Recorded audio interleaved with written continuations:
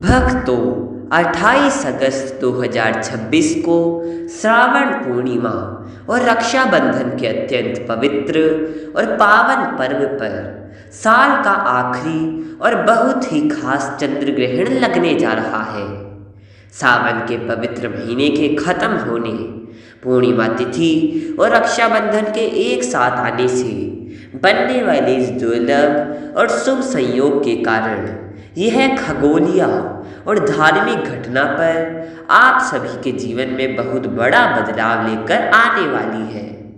हालांकि यह एक गहरा आंशिक चंद्र ग्रहण होगा जिसमें चंद्रमा का लगभग 96% हिस्सा पृथ्वी की काली छाया में पूरी तरह छिप जाएगा, जिससे आसमान में चंद्रमा एक अद्भुत और मनमोहक लाल रंग यानी ब्लड मून की तरह दिखाई दे सकता है। इस पावन अवसर पर बहुत से लोगों और भक्तों के मन में यह बड़ा सवाल उठ रहा है कि क्या यह चंद्र ग्रहण हमारे देश भारत में दिखाई देगा और क्या इसका सूतक काल माना जाएगा या नहीं। तो हम आप सभी को एकदम साफ और सरल शब्दों में बता दें कि यह चंद्र ग्रहण भारत में दिखाई नहीं देगा। इसी वजह से भारत में इसका कोई भी सूतक काल, धार्मिक नियम, पूजा पाठ पर रोक या खाना पीना त्यागने की कोई भी धार्मिक मजबूरी लागू नहीं होगी।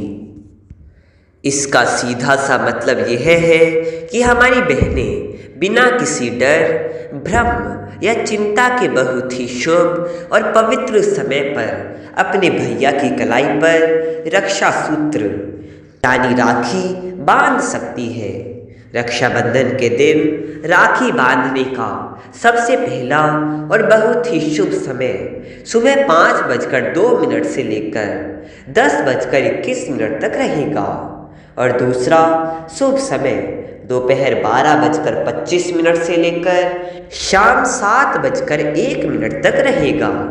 यह खगोलीय चंद्र ग्रहण मुख्य रूप से उत्तरी और मध्य अमेरिका, यूरोप, अफ्रीका तथा पश्चिमी एशिया के अलग अलग हिस्सों में साफ साफ देखा जा सकेगा। धार्मिक मान्यताओं और पुरानी गणनाओं के अनुसार भले ही इस ग्रहण की पूरी प्रक्रिया कई घंटों तक चलेगी और इसका थोड़ा बहुत असर सभी 12 राशियों पर पड़ेगा, लेकिन भगवान भोलेनाथ की विशेष कृपा और आशीर्वाद से 6 ऐसी बहुत ही भाग्यशाली राशियां हैं जिनके जीवन में इस पावन तारीख के बाद बहुत बड़े चमत्कारी और सुखद बदलाव आने वाले हैं। भगवान शिव की असीम कृपा से इन राशियों की सोई हुई किस्मत खुलने का समय आ गया है और धन दौलत, सुख सुविधाएं तथा मान सम्मान खुद इनके जीवन में आने वाली है। पहली सबसे भाग्यशाली राशि मेष है। मेष राशि के लोगों को इस ग्रहण के बाद कारोबार में लगातार हो रहे नुकसान से राहत मिलेगी। बाजार में अटका हुआ पैसा वापस मिलेगा और ग्रहों की परेशानी खत्म होकर किस्मत का पूरा साथ मिलने लगेगा। अगर मेष राशि के इस ग्रहण के बाद हर सोमवार को भगवान शिव के मंदिर जाकर उत्तर दिशा की तरफ मुंह करके शिवलिंग पर 1 लोटा साफ जल चढ़ाएंगे तो पूरा साल महादेव की कृपा बनी रहेगी। दूसरी भाग्यशाली राशि कन्या है, जिसके लोगों को कोर्ट कचहरी और कानूनी मामलों में जीत मिलेगी। विदेश जाने और बाहर पढ़ाई करने के सपने पूरे होंगे तथा पुराने दुश्मन भी शांत होकर दोस्त बन जाएंगे। कन्या राशि के लोग अगर हर सोमवार सुबह पीपल के पेड़ में जल चढ़ाएंगे तो उनका सारा दुर्भाग्य दूर हो जाएगा। तीसरी भाग्यशाली राशि तुला है, जिसके लोगों को सरकारी या प्राइवेट नौकरी की परीक्षा में सफलता, नई नौकरी, पदोन्नति और परिवार में बिगड़े रिश्तों में मिठाई देखने को मिलेगी। चौथी भाग्यशाली राशि सिंह है, जिसके लोगों के लिए धन आने के नए नए रास्ते खुलेंगे। व्यापार में बड़ा फायदा होगा और नए काम या निवेश में बहुत लाभ मिलेगा। पांचवी भाग्यशाली राशि मिथुन है, जिसके लोगों को पुरानी बीमारियों और सेहत से जुड़ी परेशानियों से पूरी तरह छुटकारा मिलेगा तथा कुंडली के सारे दोष खत्म होकर भाग्य बहुत ऊंचा हो जाएगा। छठी भाग्यशाली राशि धनु है, जिसके लोगों को राजनीति, जमीन जायदाद और नई गाड़ी खरीदने के बेहतरीन मौके मिलेंगे तथा लंबे समय से अटका हुआ पैसा वापस मिल जाएगा। इसके अलावा कर्क राशि के लोगों के लिए भी संतान का सुख, कर्ज से मुक्ति और नई नौकरी के बहुत ही शुभ योग बन रहे हैं। इस पवित्र दिन शराब, मदिरा और गलत चीज़ों से पूरी तरह दूर रहे। घर में बिना प्याज लहसुन का सात्विक खाना बनाएं, गाय को अपने हाथों से ताजी रोटी या फल खिलाएं और शिवलिंग पर गंगा जल अर्पित करें। इसके साथ ही इस पावन दिन गरीब और जरूरतमंद लोगों को अपनी श्रद्धा के अनुसार अनाज, कपड़े या धन का दान करना अत्यंत पुण्यदायी माना जाता है।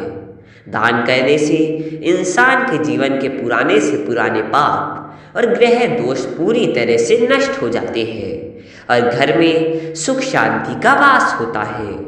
शास्त्रों में यह भी कहा गया है कि चंद्र ग्रहण और पूर्णिमा के इस विशेष मेल पर यदि कोई व्यक्ति पूरी श्रद्धा से शिव पंचाक्षर मंत्र ओम नमः शिवाय का जाप करता है तो उसके जीवन से सभी प्रकार की नकारात्मक ऊर्जा और भूत प्रेत की बाधाएं दूर भाग जाती है। इस दिन सुबह जल्दी उठकर स्नान करके साफ सुथरे कपड़े पहनने चाहिए और अपने घर के मंदिर में दीपक जलाकर ईश्वर से पूरे परिवार की भलाई और तरक्की की प्रार्थना करनी चाहिए। जो लोग लंबे समय से मानसिक तनाव, अवसाद या किसी अनजाने डर से परेशान हैं, उन्हें इस दिन चंद्रमा के मंत्रों का जाप करना चाहिए या फिर शिवलिंग पर कच्चे दूध में थोड़ा सा जल मिलाकर चढ़ाना चाहिए, जिससे मन को शांति मिलती है और मानसिक बीमारियां दूर होती है। जो छात्र अपनी पढ़ाई लिखाई में ध्यान केंद्रित नहीं कर पा रहे या बार बार परीक्षा में असफल हो रहे हैं, उन्हें इस दिन भगवान शिव के साथ माँ सरस्वती की भी पूजा जरूर करनी चाहिए, जिससे उनकी बुद्धि तेज होगी और सफलता के नए नए द्वार खुलेंगे।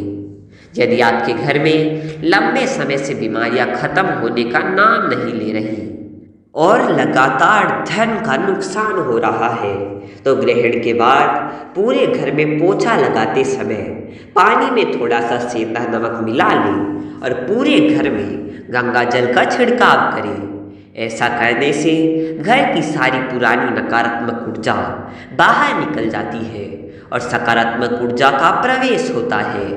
इस विशेष दिन यदि आप किसी भूखे व्यक्ति को भोजन कराते हैं या किसी असहाय की मदद करते हैं तो उसका फल आपको कई गुना होकर वापस मिलता है। इसलिए किसी भी तरह के भ्रम, अफवाह या मनगढ़ंत बातों में आकर परेशान होने की बिल्कुल भी जरूरत नहीं है। भारत में ग्रहण का असर न होने के कारण आप अपने सभी जरूरी काम, व्यापारिक लेन देन और त्योहार की खुशियां बिना किसी रुकावट के पूरी आज़ादी और आनंद के साथ मना सकते हैं। महादेव की कृपा से यह आने वाला समय आपके और आपके पूरे परिवार के लिए तरक्की, खुशहाली और सफलता के नए रास्ते खोलेगा।